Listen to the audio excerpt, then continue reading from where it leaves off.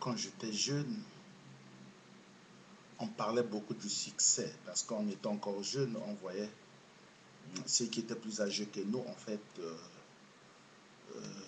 ils savaient s'organiser, ils savaient se débrouiller dans leur vie et évidemment, on parlait beaucoup du succès. Et on pensait que ça venait de soi à un certain moment de la vie et de sa vie, comme par un accident de parcours, eh bien, on pouvait gagner sa vie tout simplement comme ça, sans fournir d'efforts, sans faire de sacrifices. Et cela se voyait évidemment parce que dans ma jeunesse, quand j'étais jeune, il y avait des gens évidemment qui étaient issus de familles où, voilà, où le grand-père ou le papa ou les grands frères avaient fait fortune et ces gens jouissaient également du dur labeur de ces membres-là de leur famille. Ils étaient en quelque sorte des héritiers. Ils sont fournis des efforts, ils avaient de quoi vivre, de quoi s'amuser.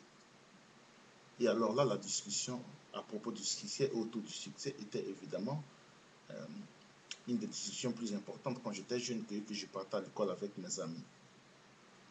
Mais au fur et à mesure que j'évoluais dans les études, au fur et à mesure que je commençais à réfléchir profondément, en adolescent d'abord et puis en jeune garçon, j'ai compris que le succès ne tombe pas du ciel.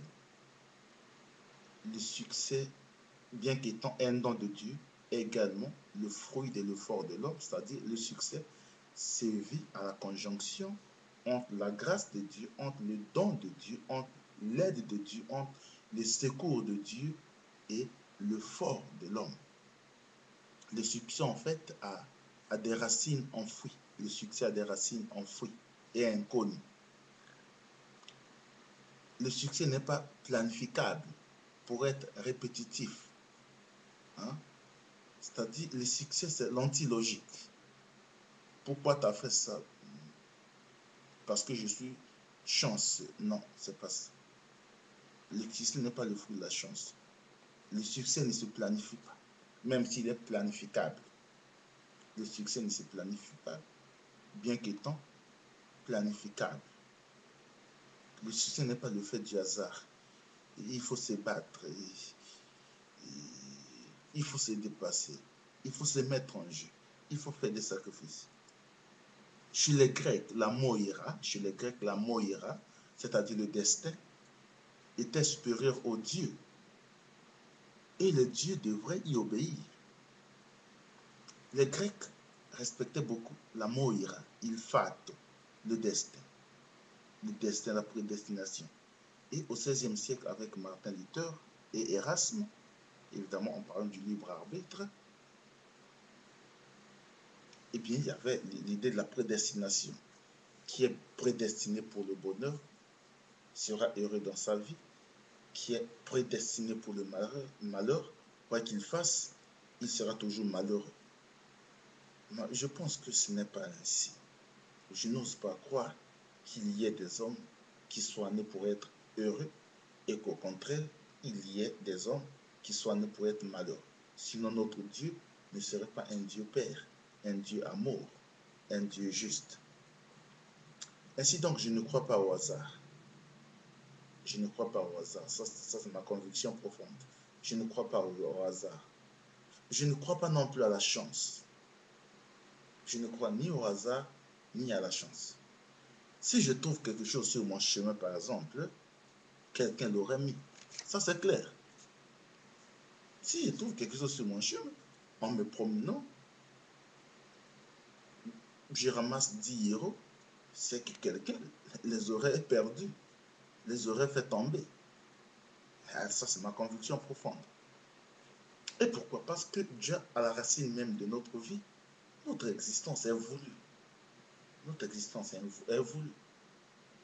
Si nous ne voulons pas remonter à Dieu, du moins, notre existence est voulue par nos parents. C'est parce qu'un homme a rencontré un jour une dame, eh bien, qu'ils sont venus au monde. Et donc, à la base de notre existence, il y a une entente, volontaire ou involontaire. Notre vie, donc, n'est pas un inutile accident de parcours. Notre vie n'est pas un inutile accident de parcours. Et sur cela, je suis un incurable optimiste. Ça, je suis un incurable optimiste.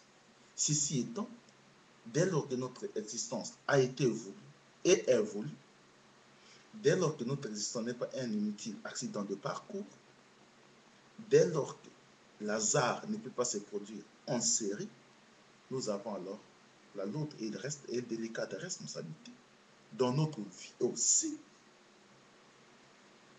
d'essayer de faire ce qui est à notre pouvoir pour rendre les autres à l'aise, pour donner un plus à ceux qui en ont besoin.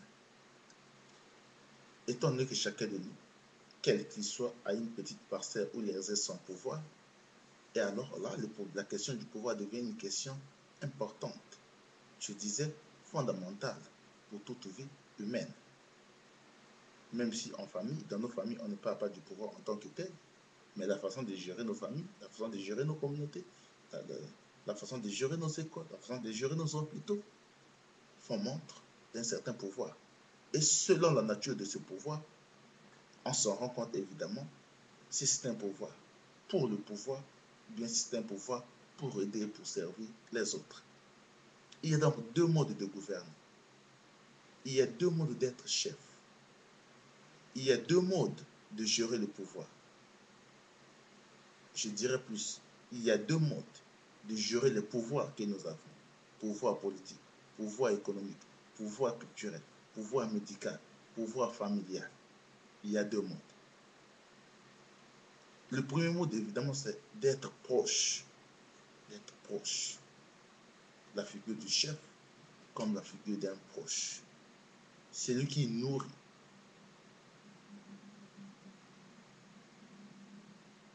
C'est lui qui aide à grandir. C'est lui qui oriente un chef. C'est lui qui sert. C'est lui qui s'oublie pour les autres. Ça, c'est la première modalité d'être chef. Nourrir, aider à grandir, orienter, servir, s'oublier soi-même pour les autres. La deuxième modalité, évidemment, c'est tout le contraire de cette première modalité, c'est-à-dire abuser de son pouvoir, être indifférent, être insensible à la souffrance des autres, aux doléances des autres, aux besoins des autres. Ne voir que moi, seul compte mes besoins et non ceux des autres. Tout pour moi et rien pour les autres. C'est un pouvoir replié sur lui-même. Et à cette double modalité, il y a une autre façon de la présenter. C'est-à-dire il y a le pouvoir comme moyen et le pouvoir comme fin en soi. Celui qui utilise le pouvoir comme un moyen, et évidemment, il se dispose à être un moyen pour les autres. Tandis que celui qui utilise le pouvoir comme une fin en soi, et il pense qu'il est au centre du monde, que cette décision en force de loi qui n'a de compte à rendre à personne. Et donc, nous avons besoin aujourd'hui, il me semble, non de pouvoirs repliés sur eux-mêmes, mais de pouvoirs ouverts, avec la prise de conscience que plus nous avons des responsabilités, plus nous aurons des comptes à rendre et plus nous devons exceller pour rendre la vie humaine et sociale